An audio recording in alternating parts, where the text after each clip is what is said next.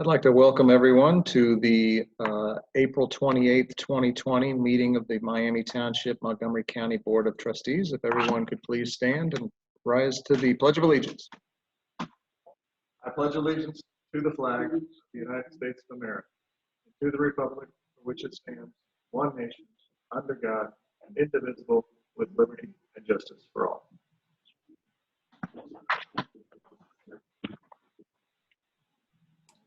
Mr. Morris. Here. Mr. Culp. Here. Mr. Posey. Here. Excellent. Thank you all for attending. I'd like to welcome all the guests that we may have listening to us live and or listening to this recorded. We make a slight adjustment this week. We're not going to have the agenda live during the posting. That way those that want to watch the recording of this can see each of the participants more easily. Lessons learned from last week, but the agenda is available online for anybody who wants to view it right now, or later on it's available for download. We begin every meeting with the reading of casualties. Mr. Posey, do you have military casualties? I am honored to report that we have no military casualties to address today. Excellent. That's wonderful news. Chief Stegelmeyer. Good evening, Board. The following is the first responder casualty list for the period of April 14th, 2020 through April 28th, 2020. Firefighter John Scofall, Terre Haute Fire Department, Indiana. End of watch April 12th, 2020. Police Officer Jose Fontanez, Boston Police Department, Massachusetts. End of watch April 14th, 2020. Sergeant Joseph Spinoza, Sands Point Police Department, New York. End of watch April 15th, 2020. Detective Alex Raperto, Union City Police Department, New Jersey. End of watch April 16th, 2020. Police Officer Justin Putnam, San Marcos Police Department, Texas. End of watch April 18th, 2020. Police Officer Christopher Eric Ewing, Smyrna Police Department, Georgia. End of watch April 20th, 2020. Probation and Parole Agent Caitlin Marie Cowley, Louisiana Department of Public Safety and Corrections, Louisiana. End of watch April 20th, 2020. Police Officer Dan Walters, San Diego Police Department, California. End of watch April 23rd, 2020. And Deputy Sheriff John Andrew Roden, Bell County Sheriff's Office, Texas. End of watch April 26, 2020. Thank you, Chief. Everyone, please join me in recognizing a moment of silence.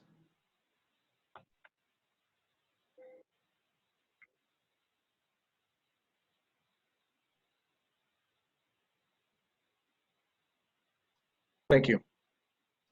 Mr. Culp, can you adjust your camera a little bit? All we see is the top of your head. Perfect. Thank you.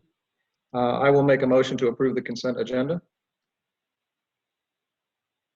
I'll second. Is there any discussion? No.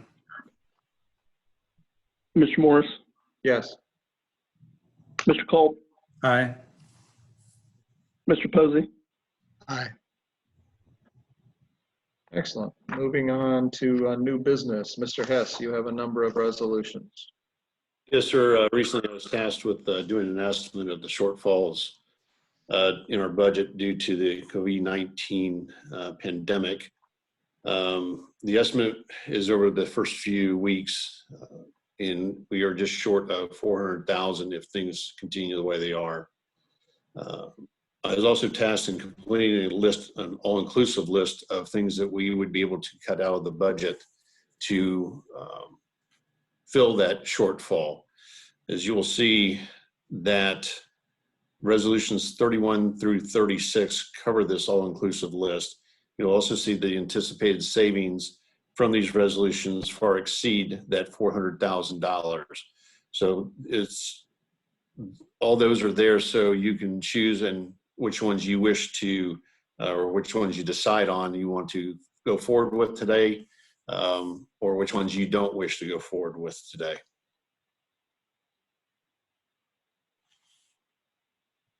Very good.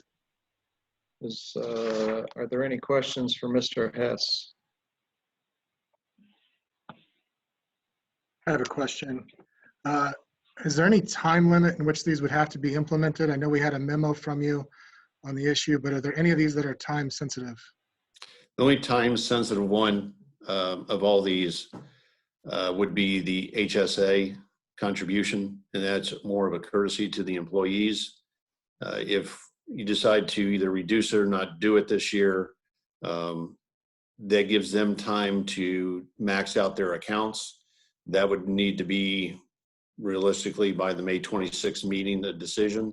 That's the end of our insurance year. Other than that, everything else we can see how it goes. No decision. As an example, we had in the budget roughly $250,000 for renovations of the administration building. We can postpone that till the end of the year. We can postpone that to next year. It's your decision whether to go forward with it or not go forward with it.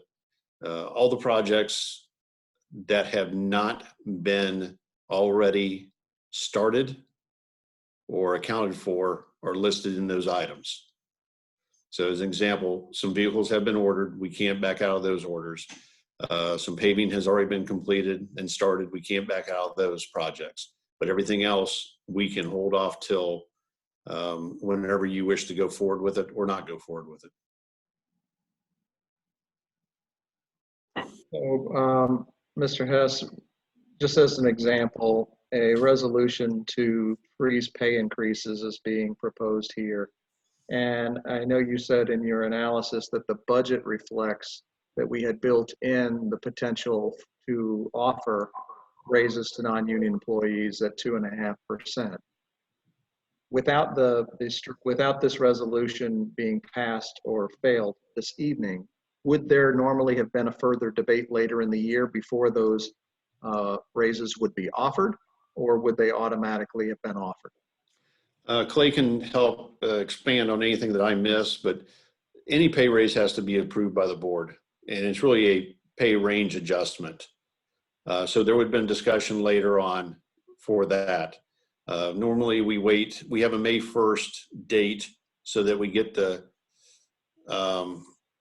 first tax revenues from the county so we can see what those are, so that Clay can provide you more accurate information on what our income is coming in from the levies and into the general fund, police levy, fire levy, which of course we don't have to worry about the raises for the fire department. But that way we usually will have something in May that retros back to May 1st with that information. But yeah, that is not an item that can be done without board approval. Correct. And we had discussed in our study session at the last meeting some of these proposed improvements, repairs, I will say, to our facilities and buildings, but we don't have hard quotes on those prices. So when you've thrown out a number of 250,000, that's not a hard and fast number. That number could end up being less than that. It could be broken into multiple pieces. That was a in-house estimate from our maintenance supervisor on the 3-year plan to fix that building. And his estimate through his expertise was for the first, what he had determined to be the first phase would be roughly $250,000. That got no farther than that step. Clay, can you share, we're hearing a lot of things in the newspaper and other communities that they're projecting at the county and the city levels facing budget deficits in the high 20 to 30% range. The way townships are funded is significantly different than cities or counties. And when you're projecting this loss of revenue from hotel motel taxes, potential losses in real estate and or the deduction of the gas tax, which is not coming in because gas is so much cheaper and people aren't using gas. As a total, what does $300,000 to $400,000 as a percentage of our budget equate to? We have a total revenue for the township of between 24 and $23 to $25 million. So it's relatively small compared to, I mean, the vast majority of what we get is property taxes and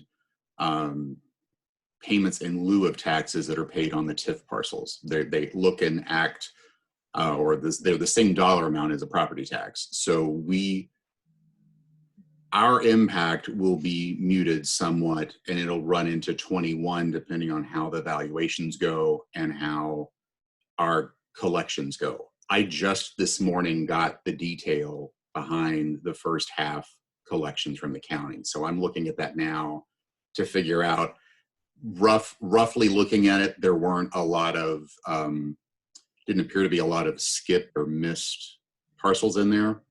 Maybe 4 or 5 out of on the TIF side. I wasn't able to look at the parcel detail for the township as a whole, but over the next week or so, I want to go back through that and kind of look to see what do we think our delinquencies look like and maybe try to extrapolate that a little bit, but we won't know the property tax implications until probably September, early October.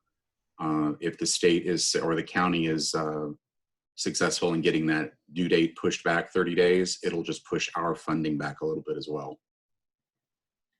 Clay, what can you share with us relative to reserve accounts that can be used? Because most of the things that are being proposed here would be general funds impact.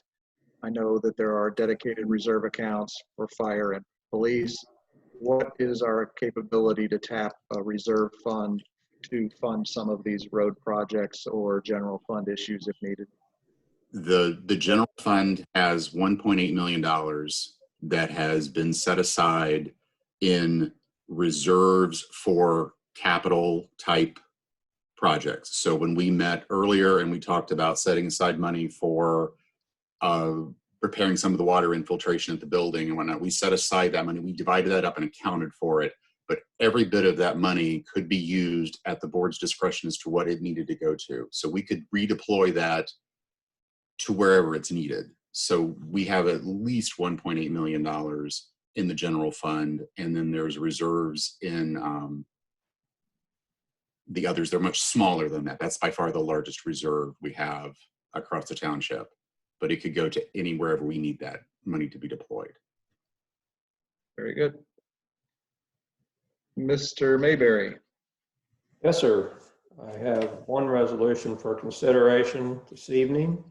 It is to authorize a grant application through the ODNR, Ohio Department of Natural Resources, and it is for the installation of play equipment, and the recommended site for the play equipment would be Miami View Park. It's an age-appropriate play set, and in the attached memo, I've outlined some of the conditions of the grant application, including the recommendation as I just stated. And this resolution also does obligate the township to essentially pay for the cost of the project, but then be reimbursed up to 75% of that cost. Are there any questions about this grant or application? Was any thought given to increasing the size of the request? And is this the type of grant where you can request more and they can cut parts of it out? I know that the limit on this grant is, I believe it was somewhere like $150,000 per county. I'm not sure how many jurisdictions in our county will apply, but is there a chance we could, I know in the plans for Miami View, we've got some drawings out there to put in a natural trail that weaves through the woods. Why would we not propose to do this play equipment and the trail, letting the grantor know that we would be happy with either or? We could add that as a, I guess as a dual project. The reason why I did leave the trail out was it would be an incomplete trail because of the restrictions in the grant, particularly the area owned by the West Carrollton City School District. But we can pursue that in this grant, if that's the board's wishes. We would just have to reroute the proposed trail or just shorten it to remain within the township-owned parcels. So for those who, can you explain the ownership of the land at Miami View Park? Yes, the Miami Township owns the largest parcel in the park, which is accessed through the Munger Road entrance, includes the shelter, includes the pond, and other parcels include the wooded area near the largest baseball diamond and some of the open space where the tennis courts used to be located. The parcels that are not owned by Miami Township are the areas where the two smaller baseball fields are located. It includes an open space that is used in the fall for soccer, and it also includes about a 5-acre parcel of wooded area. Thank you. And does obtaining this grant obligate us, does winning the grant obligate us to accept the grant?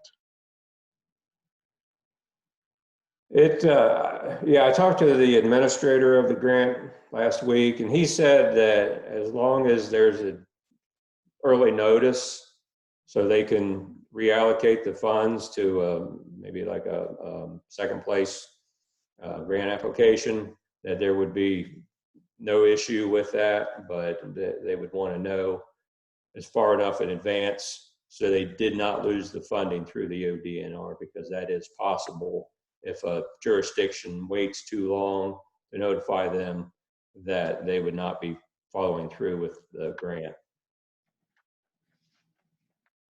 So, Mr. Mayberry, in reading your narrative on this, it says that the government agency shall own the property, be improved, or be at least under a 15-year land use agreement with the property owner. Could we potentially leverage this application to secure a 15-year land use agreement with the schools? I don't think they have any intention of not letting us use this for a park, but that's what's holding us up from proposing a more complete trail? Not at Miami View, because it specifically states in the grant that regardless of the term of lease, a ownership through a school district cannot be a part of the grant application. So any parcel that is owned by a school district cannot be as part of this grant. So we were thinking of potentially putting in this trail at some point at our own township expense. What you're saying is that we could propose the 60% of the trail that goes through the land we own to be paid and funded through this, and it would either abruptly end into the abutted property, or we would just change the loop. Correct. Excellent. All right, does anybody have any questions for Mr. Mayberry? All right, Mr. Hinkleman, is there anyone online wishing to make a public comment? If you'd like to make a public comment, there's a mechanism to raise your hand, and you can approach, and we will give you time to speak.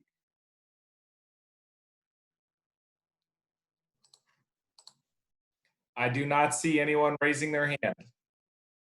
Excellent. Well, thank you. Six attendees, though. Thank you to the attendees online and watching. And in the future, those watching online, a recording of this, you are able to interact. Given the new changes in the governor's plan to get back to business, our goal is to hopefully create move back to public forum, but we will be investigating ways to reopen the township and get that information out as soon as possible. So with that, I will close the public comment period, and I will move into consider a vote on resolutions and motions. I'd like to propose that these be taken in any order possible. If any of the trustees want to bring forward a motion, I will start by making a resolution to approve resolution 37, item G in the agenda, which we just discussed, a resolution to authorize the park supervisor to prepare and submit an application to participate in the Ohio Department of Natural Resources NatureWorks grant program per ORC 1557.06. And I would further amend the resolution to encourage the Parks Director to look into adding a nature trail to this grant application. So my resolution is to approve Resolution 37-2020. Is there a second? Second the motion. Yeah, I'll second. Mr. Culp is a second. Is there any discussion? I would like to propose an amendment that before the grant monies be accepted, that this be referred back for a positive approving vote from the board, so that we can evaluate our expense and efforts against our budget at that time. Very good. So the amendment, the proposed second amendment is that the grant be brought back to the board for approval of acceptance in an expedited manner, so that we have an opportunity to choose at that time whether we want to accept the grant. Mr. Culp, are you okay with the second amendment? Yeah, I'm okay with that. All right. Any further discussion or amendments? Mr. Morris, Aye. Mr. Culp, Aye. Mr. Posey, Aye. I'd like to make a motion to approve Resolution 033-2020, a resolution to freeze pay increases for non-union employees. Therefore, be it resolved, the Miami Township Board of Trustees hereby will freeze all pay raises in the calendar year 2020 for non-union employees. Is there a second?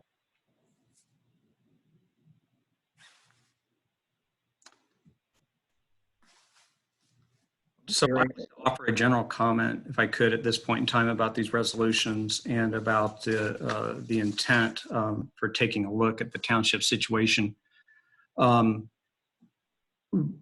What I approve of in the short term is delaying capital and discretionary spending where we can in order to cover any shortfall, unless we somehow decide that we're going to dip into reserves to cover a certain degree of shortfall.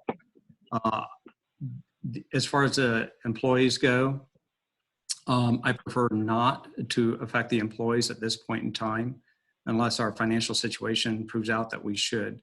The reason for that is the president and the Congress is doing everything it can to maintain employment and maintain people in their, let's say, spending power through this tough time.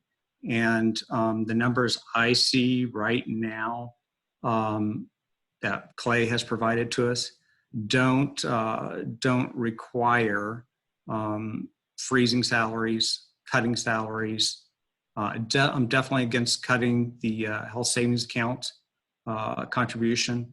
That would represent a 12% cut to our lowest paid employee or lower paid employees, maybe a 2 or 3% cut to higher paid employees. So we can't have an unbalanced approach to this if we do have to affect the employees. But so that's my perspective on it. I'd rather set aside the employee question for now, and I'm willing to address the issue regarding hiring freezes. I'm willing to address the issues regarding delaying spending on the building. And there may have been, there was one that was listed, but I didn't see it here regarding the SALT fund. Maybe someone could expound upon that. Was that because we have an inventory of salt that we didn't use and we don't need to spend that money, or what was the background on that? That was money that was not spent last year. Dan decided the contract was too high. So we saved $90,000 from last year. I don't know what our quantities are this year. Again, it was an all-inclusive list of items that we would have to spend money on this year. I do not know what our quantity is, and depending on, again, how the winter for 2020, 2021 comes out, we may need to spend some of that money. Again, it's the choices as we go along in time with Clay, keeping track of what our expenses are and shuffling things around. Things will take priority. Some things will take priority over other things. If it's a forecast that we'll have a heavy winter, obviously we need road salt. If it's an estimate that it's going to be a light winter, well, maybe we don't need as much road salt. So that number was thrown in there to show you what we saved from last year by Dan not buying salt. Most likely we will need to buy some salt this year. Okay. And the cold storage building at the Public Works, refresh my memory on what that is. It's just it's a storage barn. I'll let Dan explain that more, but it's just an area to store things that don't need to be heated. That's why it's called Okay. storage. Yeah, Go ahead, Dan.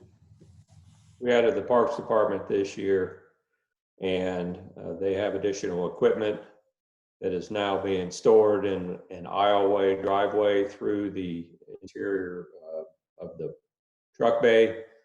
So the addition of this cold storage building would free back up that current bay, and the equipment that's parked in the drive lanes would be stored out in this cold storage throughout the summer months and then into the winter months as well.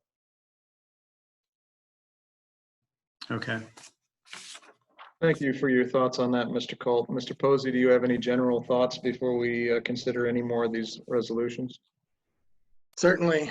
Just briefly, as I understand it today, all of these tools remain at our disposal and none of them are necessarily needed to be acted on at this point. I would be in favor of continuing to receive information as to our budget issues and not implement any of these until they become absolutely necessary. I echo Trustee Culp's concern that this should be imposed on the employees last, and otherwise would urge us to consider holding off on these until they become absolutely necessary. We meet with a degree of frequency and receive information with a degree of frequency that these can be acted upon when they need to be. Thank you, sir. I would share my thoughts, and the reason why I brought forth the resolution to freeze increases is this.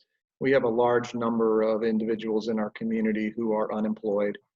We have a large number of our businesses that have severe loss of income. And we have been fortunate enough that we've not had to furlough anyone. We've not had to lay anyone off. We are maintaining full employment. We are continuing. I think it's the right message to our community that because we've been fortunate enough to hold our employees whole, that it sends the right message to say, well, we're not going to cut anybody. We're not going to let anybody go. We're going to maintain our services, but at the same time, we're not going to be increasing salaries in this year when things are as tight as they are.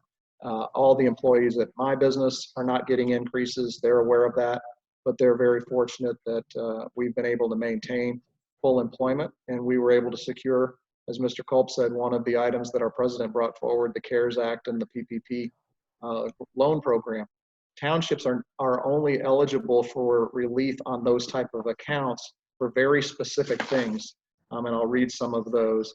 If the township had significant investments in personal protective equipment, specifically for safety service beyond what personnel already have or is budgeted for the year.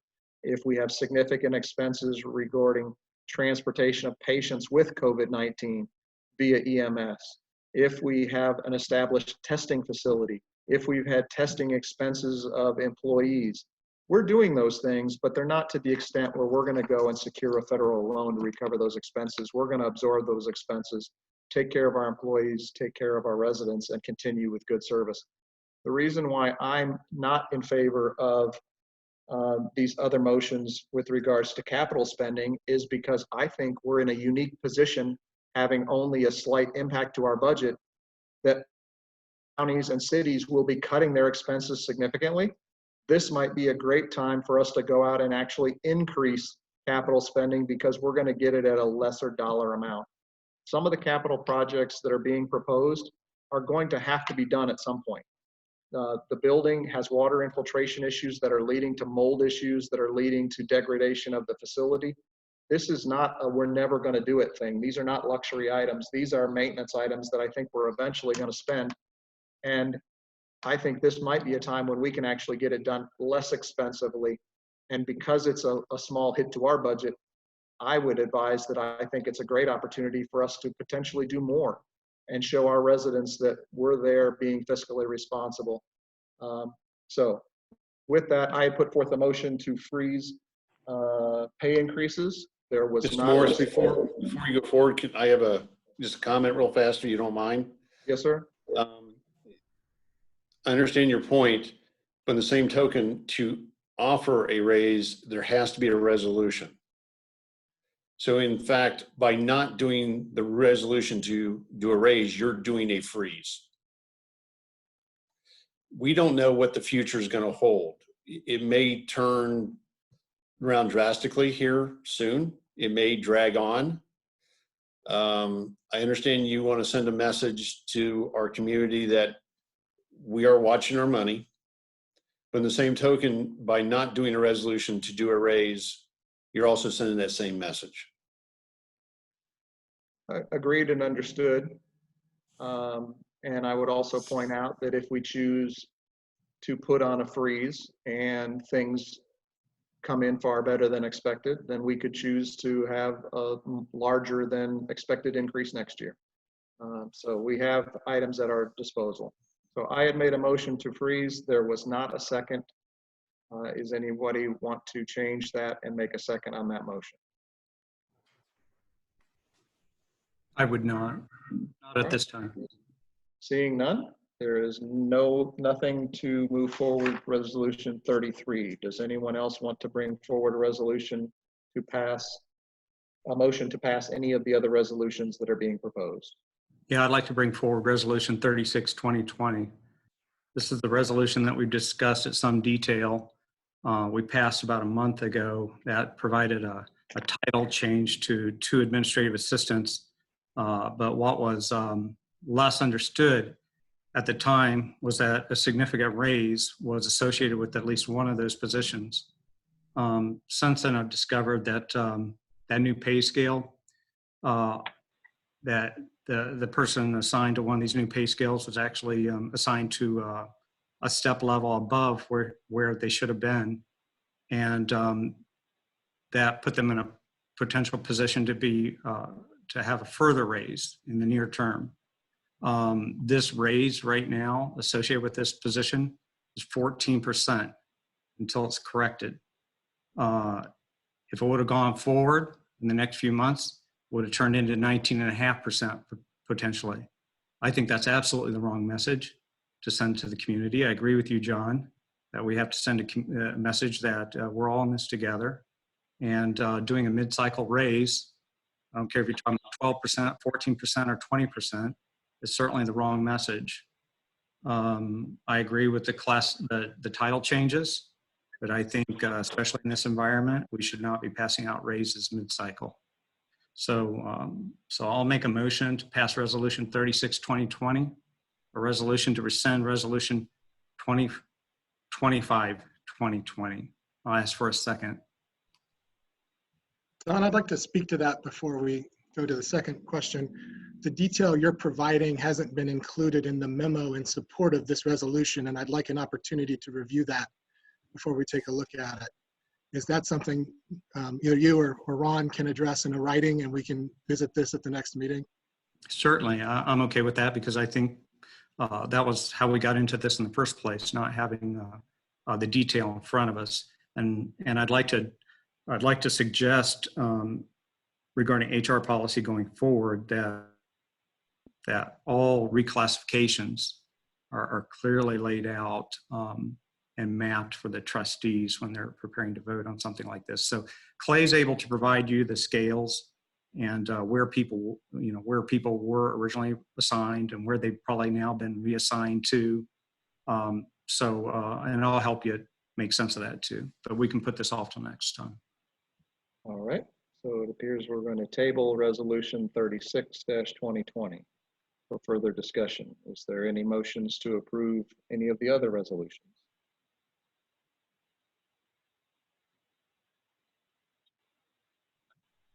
So I think the decision we've come to is that we're going to continue to study this situation. Would you agree, Terry? Is that kind of what we've spoke about? Yeah, I think we should review these options at each meeting with a reflection of the updated budget as data changes.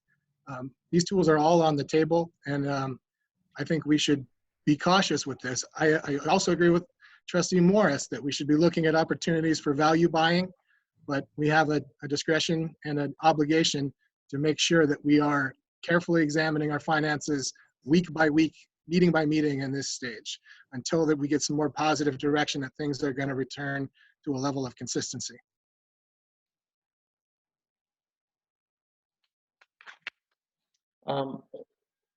I think we need to make sure that we recognize that we do need to make a decision on the health saving account. I think that's an employee benefit that should continue to be funded. And I believe that's something that the administrator has asked us to give him direction on so that he can inform the employees on whether we intend to fund those health saving accounts. So can we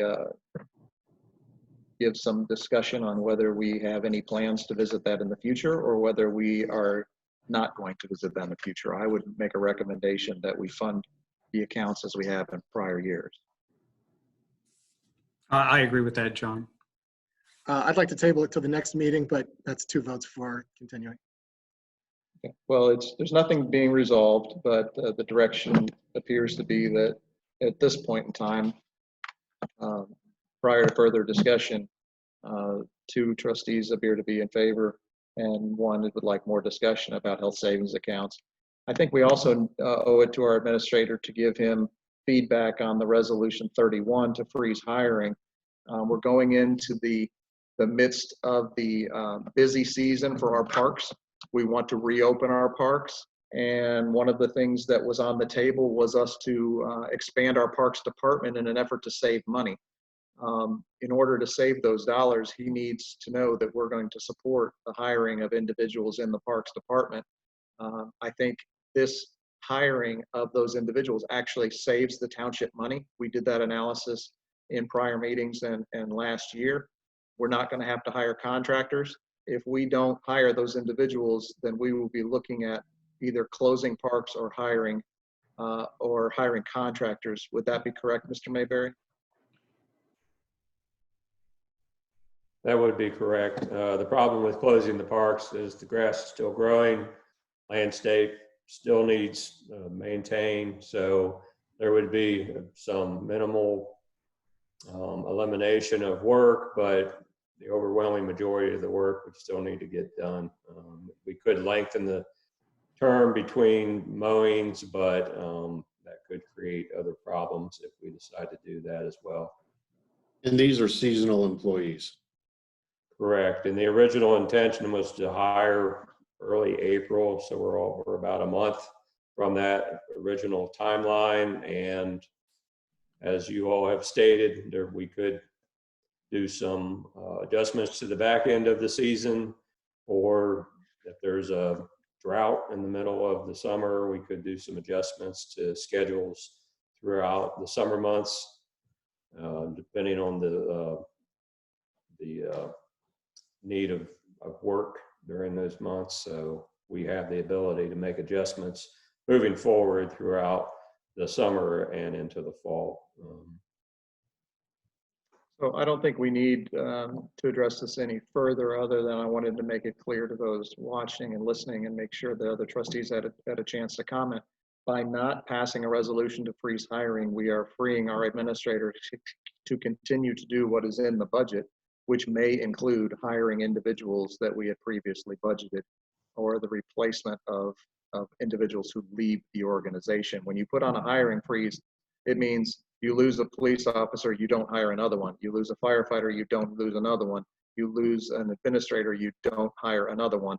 I think I'm in a position that I want our administrator to understand. I'm in favor of keeping us whole. I don't want to add a lot of new positions. I don't want to create new positions. But the ones that we discussed prior, as was just shared, I think our administrator needs to know that I support those. Any other comments from Mr. Culp or Mr. Posey?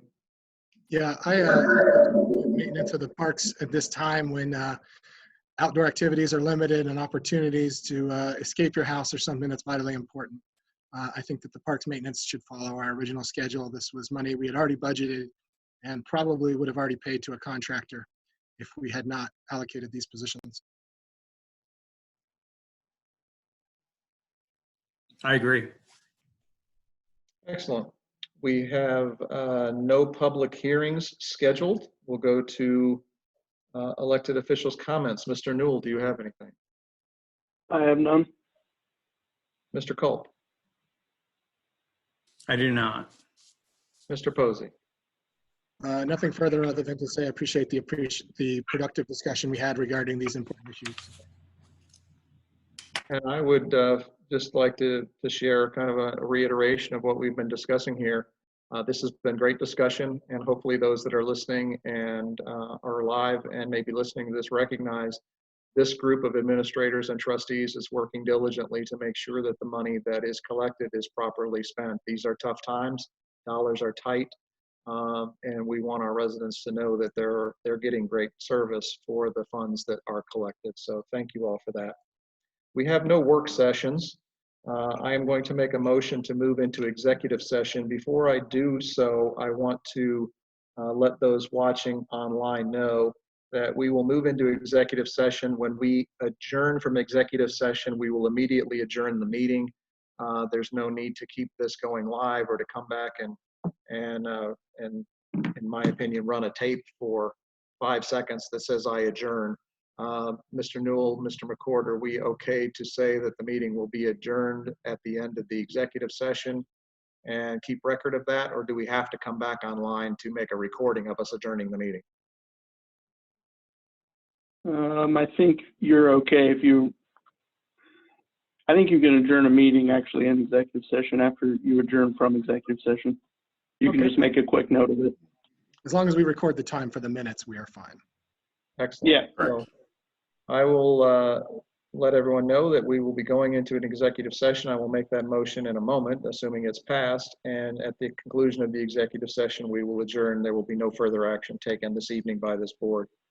With that, I'll make a motion to adjourn into an executive session to consider the dismissal, discipline, demotion, compensation of a public employee or official unless the public employee, official, licensee, or regulated individual requests a public hearing in accordance with ORC 121.22 subsection G, subsection 1. Is there a second? I'll second. All right. Mr. Newell? What time? It is going into executive session at 6:42. Mr. Morris? Aye. Aye. Mr. Posey? Aye. Thank you all for attending.